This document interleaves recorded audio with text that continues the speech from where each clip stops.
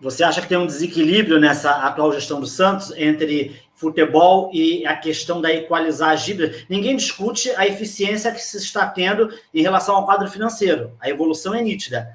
Mas você acha que tem um desequilíbrio nisso? Está faltando alguma estratégia? Como você entende isso? Eu participei de uma live sobre o Vasco e o apresentador falou uma frase que eu nunca vou esquecer, é um aprendizado. Ele falou: sabe, amigo, você está falando aqui do balanço do Vasco, que o balanço do Vasco melhorou muito, que o equilíbrio econômico-financeiro do Vasco, mas assim, eu como torcedor estou vendo o clube na Série B, com custo com futebol menor que do Red Bull Bragantino, distante do meu arquirrival, 7 vezes, né, 8 vezes menor, uma diferença brutal. Se você olhar o Santos em relação ao Palmeiras hoje, a diferença é brutal, e o Santos chegou a ser a segunda força do Estado, como eu falei, num ano, por exemplo, como 2011, 2012, o Santos era a segunda força do Estado, não era o São Paulo e nem era o Palmeiras, e as coisas mudam, teve a questão do estádio, teve depois a Crefisa com patrocínios muito fortes, mas assim, de novo, olhar para a estruturação econômico-financeira, que é a minha área de atuação, sem olhar para o marketing, o Santos conseguiu emitir os tokens, mas eu quero olhar muito o balanço para poder entender o que tem recorrência, né, na questão dos tokens, o que foi criado em termos de receita recorrente, ou se não é aquela receita que cresce no ano e no ano seguinte cai. E quando você cai a receita de um ano para o outro, o custo não acompanha. É natural que aquele custo do futebol se mantém, e o Santos tem um custo com o futebol muito salgado, tem uma despesa financeira que corrói, né, a gestão. Então, pelo que eu entendi, o modelo de administração que está sendo implementado é de choque de gestão, equilíbrio orçamentário através das receitas que foram criadas.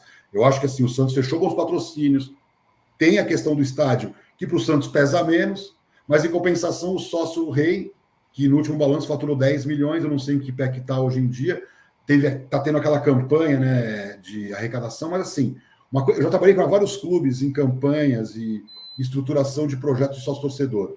A única coisa que o torcedor não é racional na decisão de ser sócio-torcedor. Não é simplesmente a matemática financeira que o ingresso é mais barato.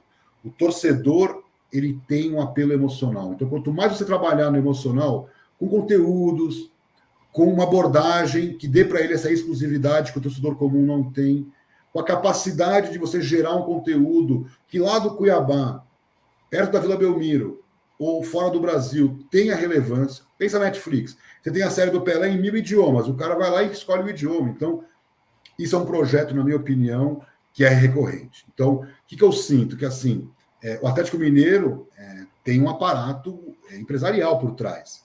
O Santos não, mas o Santos, em compensação, tem esse comitê de gestão com homens muito fortes, com pessoas muito relevantes, que podem dar os insights. Aí, o que eu sinto? A administração tem que conseguir assimilar que crescimento de receita recorrente demanda storytelling hoje. E qual é o storytelling do Santos hoje? Não tem, entendeu? Então, o que eu sinto, por exemplo, vamos pegar a Havaianas. Vamos comparar o Santos com a Havaianas. Hoje o Santos está no meio do caminho, ele estava muito pior, né, em outras gestões. Então, eu acho que hoje, indiscutivelmente, o marketing do Santos está longe do mundo ideal, mas está melhor do que em outros tempos. Então, legal, já não é a Havaianas do pé do pedreiro, né? Que a história da Havaianas é assim, do pé do pedreiro para a Champs-Élysées em Paris. Foi isso que aconteceu. Eu uso uma Havaiana preta e branca, azul e branca, que é do tempo ainda que a Havaianas era popular. Ela subiu o preço, ela se modernizou, mas eu continuo na mesma estratégia, porque eu gosto, né? Eu pessoalmente me lembro os tempos de garoto e tal. Eu gosto daquela Havaianas bem tradicional. Essa Havaianas é o Santos de hoje. Quer dizer, o Santos hoje é o quê? Essa Havaianas que não se reinventou e que vai se reinventar e dominar o mundo.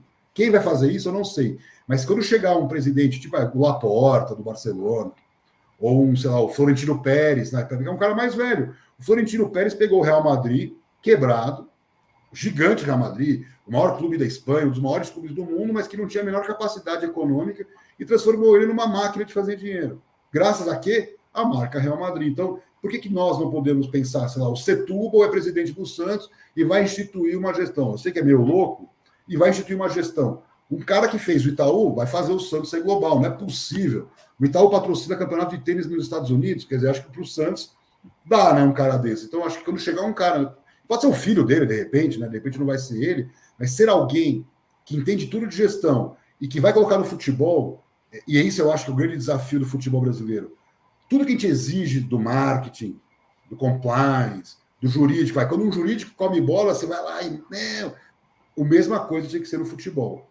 Não dá para o cara ficar não tendo métricas de avaliação econômico-financeira, se ele consome 80%, 90% do orçamento do clube.